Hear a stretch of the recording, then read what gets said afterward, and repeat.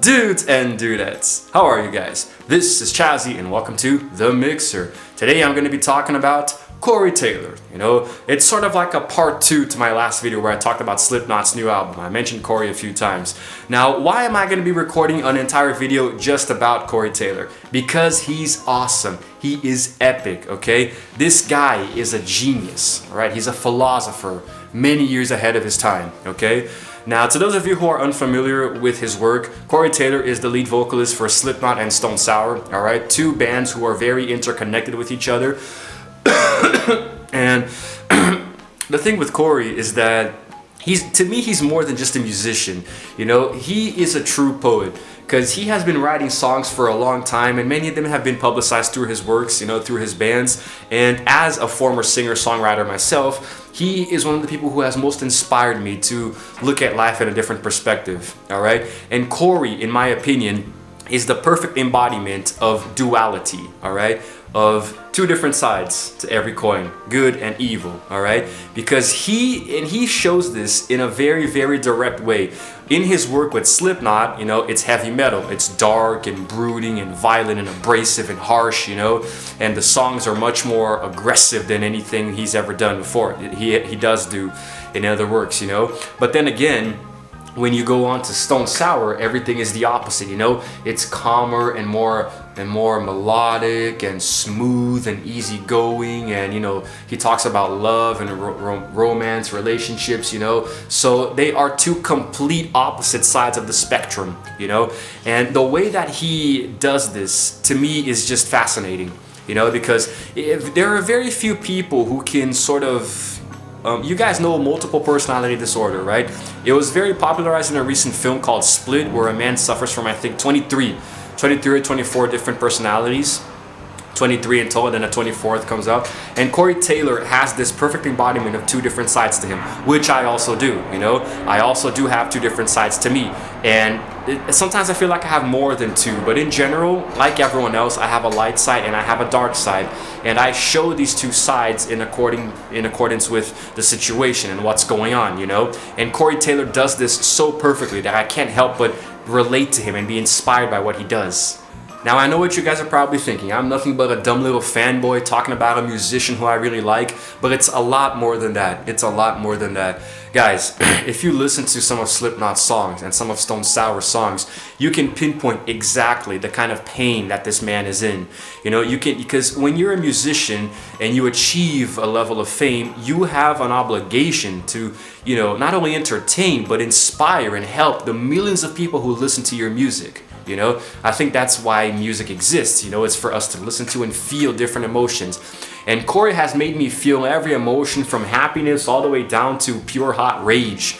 You know, because depending on the kind of songs that I listen to recorded by him, I either feel uplifted, I feel inspired, or I feel down and moody. I feel, you know, if I don't know, if I happen to have a crush on someone at the moment, if I have a crush, I'm gonna start feeling either more attracted to her or more, you know, distance from her, depending on the kind of song that I listen to.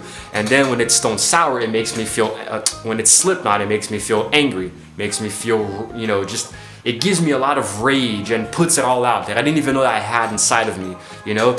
And I think that the way Corey does this is by splicing his emotions in such a way that you don't even notice what's going on. But I do. I always know what's going on because it's the same thing that happens to me. I can't say that I have had the same exact problems as Corey and he hasn't had the same problems as me because problems are different for each person. But I can say that me and him have been on very similar pathways in life. You know, we've both suffered from depression. You know, I have anxiety. I don't know if he had too. We have had difficulty you know, having relationships with people, be it romantic or just friends or colleagues, you know. And I have a very abrasive outlook on life, you know, a very brass outlook sometimes, where I have a very misanthropic side of me. Misanthropy is very present somewhere inside of me, you know. But then again, there's also a side of me that's the complete opposite, that actually loves humanity and life and likes to look at all the beautiful things around me, you know, like the sky and grass and the birds. but then there's the other side of me that wants to burn everything to the ground, you know. So I think that this duality inside of myself is also the same kind of duality inside Corey Taylor.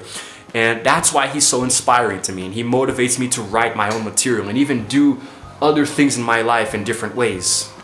Because Corey can cater to everyone, you know. Yes, he's a rock star, but if you don't like metal, he'll still cater to you. If you're not a big fan of rock, or you are but you prefer metal, he will cater to you, you know. And he has such a voice, man. I forgot how many tones his voice can achieve, but it's I think it's about 6 or 7 octaves, something like that. Like his voice range, his vocal range is amazing. It's surreal.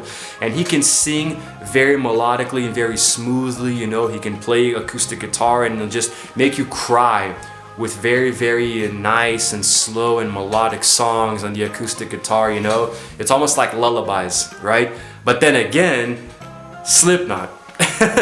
Then again, Slipknot. He can also do these incredibly, you know, throat-cutting guttural screams that just make you feel like, you know, the world is gonna end or something, you know. It's very strange. It's strange, but it's also awesome. It's really cool, because he'll go from, I don't know, I'm looking at you through the glass, don't know how much time has passed. Then all of a sudden it's like, oh, I don't really lot to practice. Not to feel like a failure, I won't need you. So, you know, like my guttural scream sucks, you know, it's been a while since I've practiced, but you guys get the idea, right? You get the idea there. I think that Corey Taylor may very well be one of, if not the last, true rock star. You know, because, I mean, the way he once went on record to say that he finds pop music insulting. And in a way, I kind of agree. I mean, I enjoy pop occasionally, but I'm always going to prefer rock and metal. Because when it comes to pop, everything is like self-generated. You know, people write your songs for you, you know, and you go on stage and you sing while you lip sync. You know, everything is too, I don't know, everything seems too fake. You know, everything is too, I don't know, artificial. But with rock and metal, you know, the bands, they write their own songs together, man, you know, and then they go on stage, they perform everything live, you know. There's you literally can't lip sync to save your life in a rock band. You can't. It's not possible. You need the instruments around you. You need you need to sing, you know, into the microphone. So I think that maybe that's what Corey was trying to say. That's why he finds it insulting.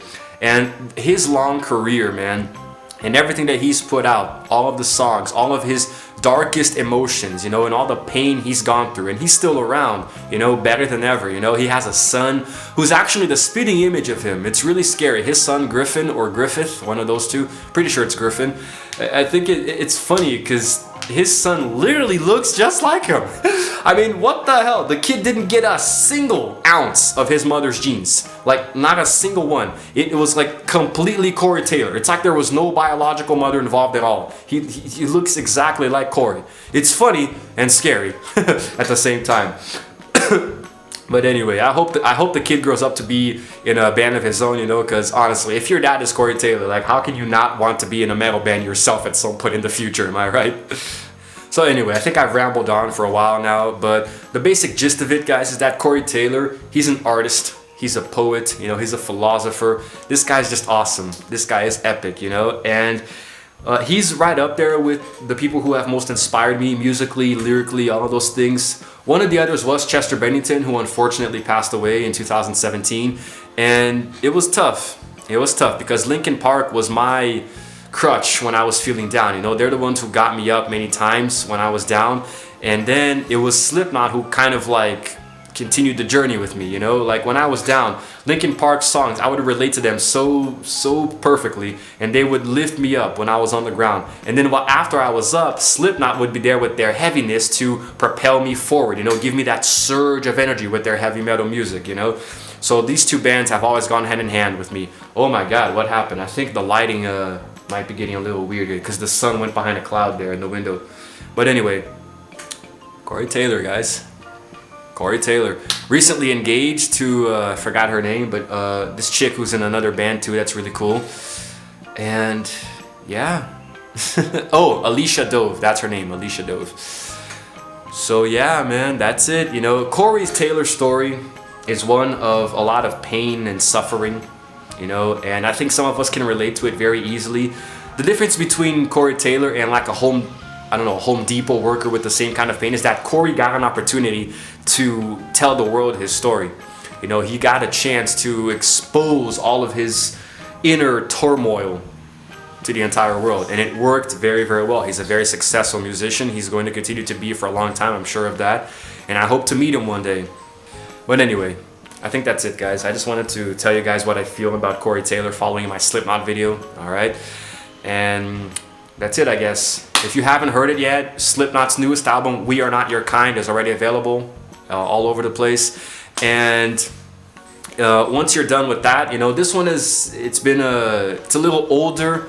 It's a little older, but it's still worth checking out. Stone Sour's latest album, Hydrograd, really, really cool too. It came out before Slipknot's. So go ahead and check that out. Corey Taylor. Corey Todd Taylor. The man with the big neck. But anyway, guys, that's it for now, okay? This is Chazzy, signing out for the time being. Gonna be recording a bunch of videos today for you guys, so stay tuned for the weekend. It's gonna be video after video after video. And I will see you guys in the next one.